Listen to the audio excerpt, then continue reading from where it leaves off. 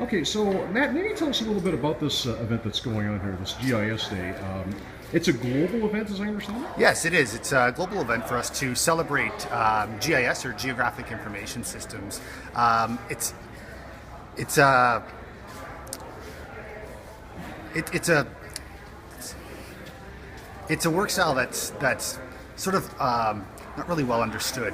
It's a massive industry right now, and it's exploding exponentially at the moment. And a lot of people don't know what it is. So what we've done is we've invited a lot of high school students to come down and talk to some of our vendors who use GIS, talk to us, and kind of steer them in a way towards GIS. Let them know what it's all about. Let them know what the technology is. It's really, really cool technology. We're using 3D stereoscopic technology, same sort of 3D they use in movie theaters to help do things like tree classifications, things like that. There's health GIS, there's municipal GIS. The industry is exploding right now, and we're trying to find a way to expose this industry to high school students. The way we're doing it is through GIS Day. So what exactly is GIS? It sounds like kind of a bare bones sort of technology to those sectors that you were talking about. Absolutely. I mean, it's a fairly misunderstood industry.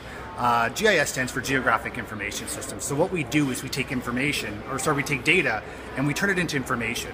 So we take health data, for instance. So if there is, we take the SARS virus, for instance, there's a spread of SARS virus. So we figure out, okay, how far is this SARS virus going? Who's been affected by it? This kind of stuff. And we represent it geographically.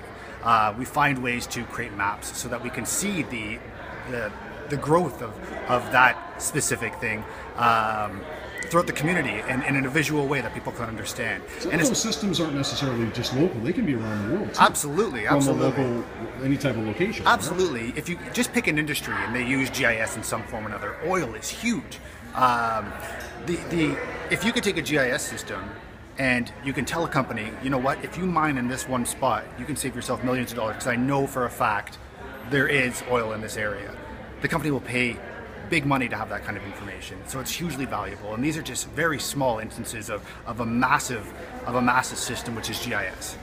So maybe we can just walk over. Certainly. We can just go ahead this way. Yep. And what we're going to be looking at is some of the exhibitors here that are here for GIS Day. Yep. Maybe we can just join this group in conversation here if we can. Hopefully we won't have to pixelate them, but at any rate, this is Algoma Public Health is one of the exhibitors here. Maybe explain what these ladies are doing here. Did you want to talk about how you use GIS in Algoma Public Health? Sure. Okay.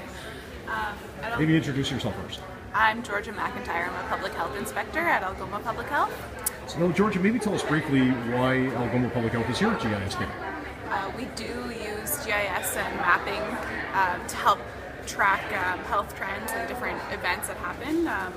We actually had the Sault Innovation Center do our maps for us, but we've been mapping our rat complaint calls so we can see which areas of cities have rat problems. We've been using it for West Nile virus to track different types of mosquitoes and bridge vectors to see what areas of the Sioux might have higher risk of West Nile virus. So obviously systems like this are very vital, very important to your organization. Absolutely, very useful. Mm-hmm. Okay, so if we can just move on here, Matt. Certainly, yeah. And we can move on to, let's move on to the Vulnerable Persons Register. This is another exhibit here. Absolutely. And, maybe we can get some information on them if you can. Yeah, absolutely. Well, the Vulnerable Persons Registry is a way by people who have some sort of need on a basic municipal service, such as water, power, heat, that kind of stuff. And they map where these people are, they locate them, and if any of those sort of services are ever taken away from them for whatever reason, due to a power outage, natural disaster, that kind of thing, they're registered in this system, and we end up sending a signal to first responders to go and visit those people first, so that we can ensure that they're given due care if any of those basic services are ever removed for whatever reason. Is this the first year for this event at Sault College? Oh, absolutely not. No, we've held this last year. Actually, we had a GIS Day last year as well. So do you see a lot of growth in an event like this, given the interest and how important this absolutely, is? Absolutely. We actually had to turn people away because we didn't have enough seats to hold them. So next year, actually, we're hoping to, or potentially, don't quote me on this, we're potentially going to be having 2 GIS days, but that's still in the works. We haven't figured out whether or not we're actually going to do that yet. Very good. So speaking of groups of people, here's a group of people right here. Now, what are they standing? What are they listening to? They're listening to Heath, the Sault College professor of GIS. He's actually my professor as well. He's going to be talking to them about how they go about representing geographic data in the computer system. So where are they standing in front of? And what display are they in front of? Oh, this is Sault College. Oh, okay. This is Sault College. I saw the YMCA sign and I wasn't sure what it was them or not. Oh, no, that's completely separate. But no, it's completely separated from it. But what has the response been like given the past GIS day? Has there been that sort of increase already? From the student, we had to turn people away. Yeah. We were trying to limit the GIS to the GIS day attendance to grade 11 and 12, kind of people who are a little more worried about career focus and that kind of thing. So, but we've had huge communications from lower grades, 9, 10, 11. We even have groups from grade 7 and 8 who were hoping to attend GIS Day.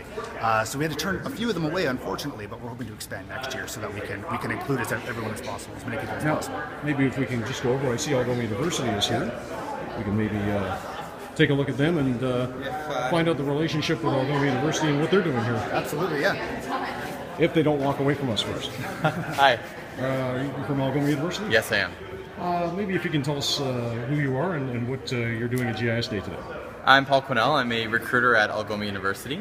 I'm here for the GIS Day to just describe our geography program and let students know about the different options they have in our geography program to learn about GIS and geomatics and how they can do that directly from high school or from college. So how important is it to Algoma U to have this as part of their curriculum? This is really important because we get to get out in the community and get to know different people from different educational backgrounds, from high school, from college. They get to learn a little bit more about what geography is and what geomatics is, and specifically how GIS works within that as well. Thanks very much for your time. No problem. If we can just make one more stop here, this is the co-partner of this conference, the Sault Ste. Marie Innovation Center is here, if they don't run away from us. But maybe if you can introduce yourselves and maybe tell us what your relationship is, how important this event is to Sault Ste. Marie or the students that are attending today. Hi, I'm Chuck Shannon. I do work at the Sault Ste. Marie Innovation Center. I'm the database administrator. So GIS, we manage the GIS for the City of Sault Ste. Marie and the Public Utilities Commission, and it's fairly important. We have a large part of the city, all of the city's infrastructure mapped out.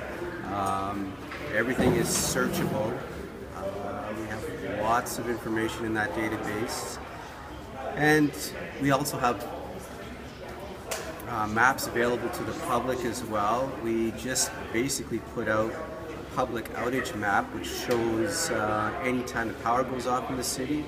It goes through the GIS and puts out a map displaying some of the areas where the outages are occurring, so people can check to see when an outage starts, and it will show up when it finishes as well. Are people becoming more aware of geographic information systems given days like this and also the growth in the industry? Helping to build some community involvement with it. And we've got a lot of different things going on that try to promote it from sort of management level out to the community. So we're hoping that it's starting to get out there more.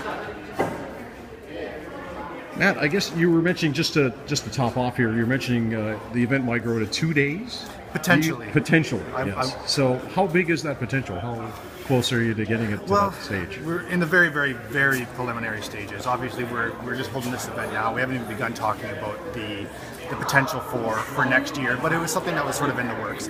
We wanted to include as many students as possible, and by limiting it to a certain number of grades, we limit obviously the number of students that can come. We want to expose this to as many people as possible, so people can start at a young age, figure out what GIS is, figuring out how cool maps are, and what sort of technology you can use with it, and then going from there. So it sounds like a great future for students and also for people looking for careers. Absolutely, and that's the aim of GIS Day, is to kind of show them that this is a viable career path. It has exponential growth, and it's an exciting field to be a part of.